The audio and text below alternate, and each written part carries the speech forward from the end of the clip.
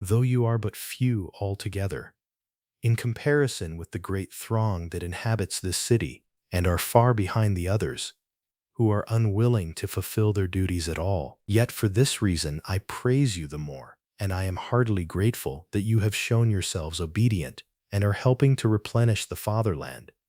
It is by lives so conducted that the Romans of later days will become a mighty multitude. We were at first a mere handful, but when we had recourse to marriage and begot children, we came to surpass all mankind, not only in manliness, but in populousness. This we must remember, and console the mortal element of our being with an endless succession of generations like torches. Thus the one gap which separates us from divine happiness may through relays of men be filled by immortality. It was for this cause, most of all, that first and greatest God who fashioned us divided the race of mortals in twain, rendering one half of it male and the other female, and added love and the compulsion of their intercourse together, making their association fruitful, that by the young continually born he might in a way render mortality eternal. Even of the gods themselves some are believed to be male, the rest female, and the tradition prevails that some have begot in others and certain ones have been born of others. So, even among them, who need no such device, marriage and child-begetting have been approved as noble. You have done right, then, to imitate the gods and right to emulate your fathers, that, just as they begot you, you may also bring others into the world, just as you deem them and name them ancestors.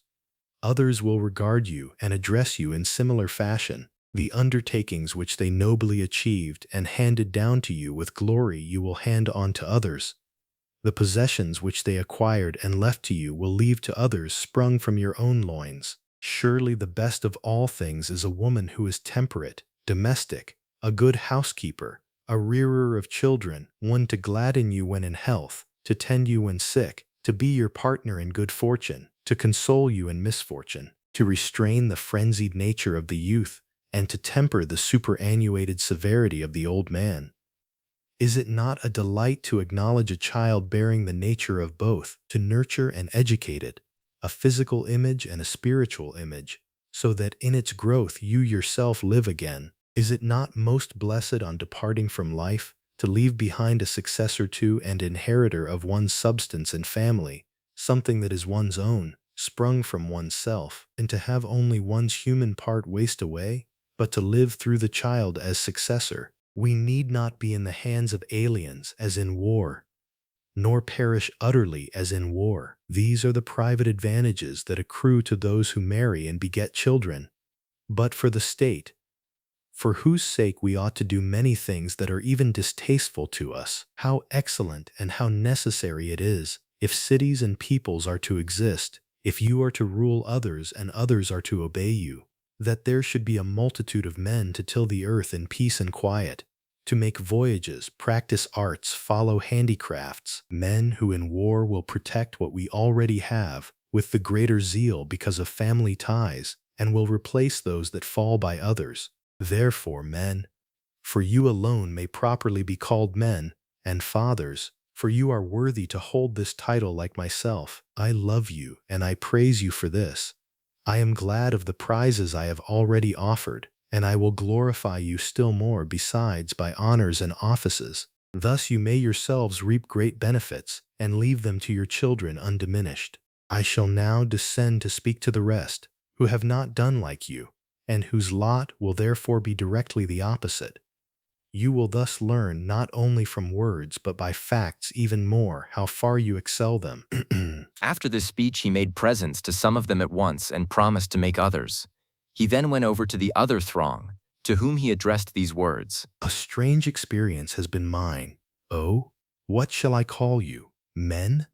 But you do not perform the offices of men. Citizens? But so far as you are concerned the city is perishing. Romans? But you are undertaking to do away with this name. Well, at any rate, whoever you are and by whatever name you delight to be called, mine has been an unexpected experience. For, though I am always doing everything to promote an increase of population among you, and am now about to rebuke you, I grieve to see that you are numerous. I could rather wish that those others to whom I have just spoken were so many than to see you as many as you are, or, still better, to see you mustered with them, or at least not to know how things stand. It is you who, without pausing to reflect on the foresight of the gods or the care of your forefathers, are bent upon annihilating your whole race and making it in truth mortal, upon destroying and ending the whole Roman nation. What seed of human beings would be left if all the remainder of mankind should do the same as you? You are their leaders and may rightly bear the responsibility for universal destruction. Or, even if no others emulate you, will you not be justly hated for the very reason that you overlook what no one else would overlook and neglect what no one else would neglect? You are introducing customs and practices which, if imitated, would lead to the annihilation of all, and, if hated, would end in your own punishment. We do not spare murderers because all persons do not murder, nor do we let temple robbers go because not everybody robs temples, but anybody who is convicted of committing any forbidden act is chastised for the very reason that he alone, or as one of a small group, does such things as no one else would do. Yet if one should name over the greatest offenses, there is none to compare with that which is now being committed by you. And this statement holds true not only if you examine crime for crime, but if you compare all of them together with this single one of yours. You have incurred blood guiltiness by not begetting those who ought to be your descendants.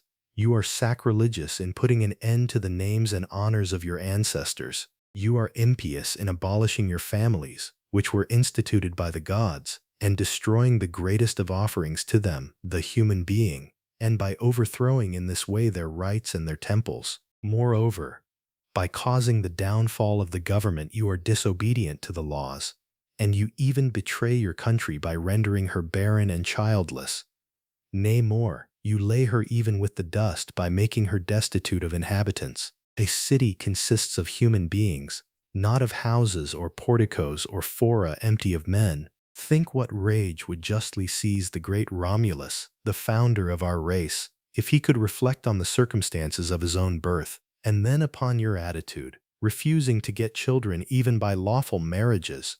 How wrathful would the Romans who were his followers be when they considered that they themselves even seized foreign girls, but you are not satisfied with those of your own race. They actually had children even by their enemies. You will not beget them even of women with undisputed standing in the state. How incensed would Curtius be, who endured to die that the married men might not be sundered from their wives? How indignant Hersilia, the attendant of her daughter, who instituted for us all the rites of marriage? Our fathers fought the Sabines to obtain marriages, and made peace through the intercession of their wives and children. They administered oaths and made sundry treaties for this very purpose. You are bringing all that labor to naught. Why is it? Do you desire to live forever apart from women, as the Vestal virgins live apart from men? Then you should be punished like them if you break out into any act of lewdness. I know that my words to you appear bitter and harsh. But, first of all, reflect that physicians, too, treat many patients by burning when they cannot recover health in any other way. In the second place, it is not my wish or my pleasure to speak them, and hence it is that I have this further reproach to bring against you, that you have provoked me to this discourse. If you dislike what I say, do not continue the conduct for which you are inevitably reprimanded. If my speech wounds any of you, how much more do your acts wound both me and all the rest of the Romans? If you vexed in very truth, make a change, that so I may praise and reward you. You yourselves are aware that I am not irritable by nature, and that I have done, subject to human limitations, all the acts proper for a good lawgiver. Never in old times was anyone permitted to neglect marriage and the rearing of children, but from the very outset, at the first establishment of the government, strict laws were passed regarding them.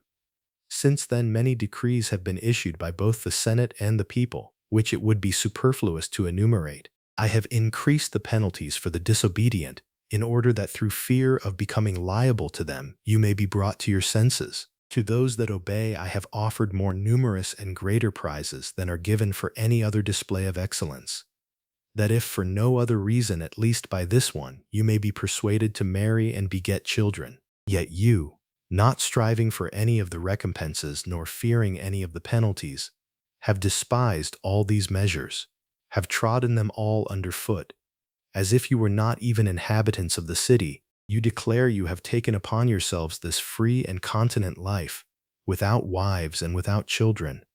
You are no different from robbers or the most savage beasts. It is not your delight in a solitary existence that leads you to live without wives. There is not one of you who either eats alone or sleeps alone. But you want to have opportunity for wantonness and licentiousness, yet I have allowed you to court girls still tender and not yet of age for marriage, in order that having the name of intendant bridegrooms you may lead a domestic life, and those not in the senatorial class have permitted to wed freedwomen, so that if any one through passion or some inclination should be disposed to such a proceeding, he might go about it lawfully. I have not limited you rigidly to this even, but at first gave you 3 whole years in which to make preparations, and later 2. Yet not even so, by threatening or urging or postponing or entreating, have I accomplished anything. You see for yourselves how much larger a mass you constitute than the married men, when you ought by this time to have furnished us with as many more children, or rather with several times your number. How otherwise shall families continue? How can the commonwealth be preserved if we neither marry nor produce children? Surely you are not expecting some to spring up from the earth to succeed to your goods and to public affairs, as myths describe. It is neither pleasing to heaven nor creditable that our race should cease, and the name of Romans meet extinguishment in us, and the city be given up to foreigners, Greek or even barbarians. We liberate slaves chiefly for the purpose of making out of them as many citizens as possible. We give our allies a share in the government, that our numbers may increase. Yet you, Romans of the original stock, including Cinitai, Valerii, Iuli, are eager that your families and names at once shall perish with you.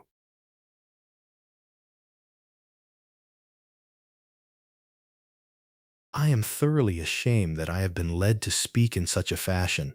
Have done with your madness then, and reflect now, if not before that, with many dying all the time by disease, and many in the wars, it is impossible for the city to maintain itself, unless the multitude in it is constantly reinforced by those who are ever and anon being born. Let no one of you think that I am ignorant of the many disagreeable and painful features that belong to marriage and child-rearing. But bear in mind that we possess nothing at all good with which some bane is not mingled, and that in our most abundant and greatest blessings there reside the most abundant and greatest woes. If you decline to accept the latter, do not strive to obtain the former. Practically all who possess any real excellence and pleasure are obliged to work before its enjoyment, to work at the time, and to work afterward.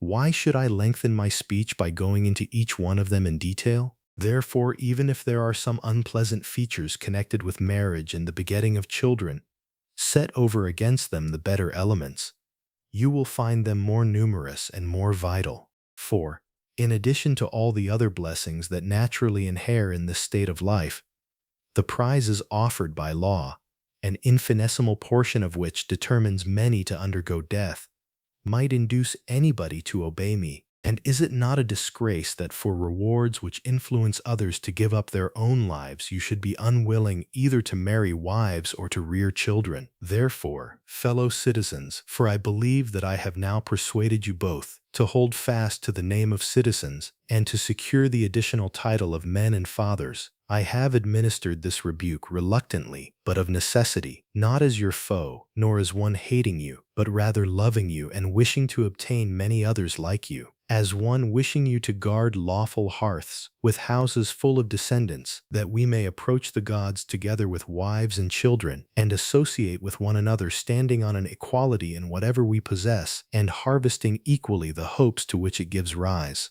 How could I call myself a good ruler over you if I should endure seeing you becoming constantly fewer? How could I any longer be rightfully named your father if you rear no children? Therefore, if you really have a regard for me, and have given me this title not out of flattery, but as an honor, desire yourselves to become men and fathers. Thus you may yourselves share this title, and also render me well named.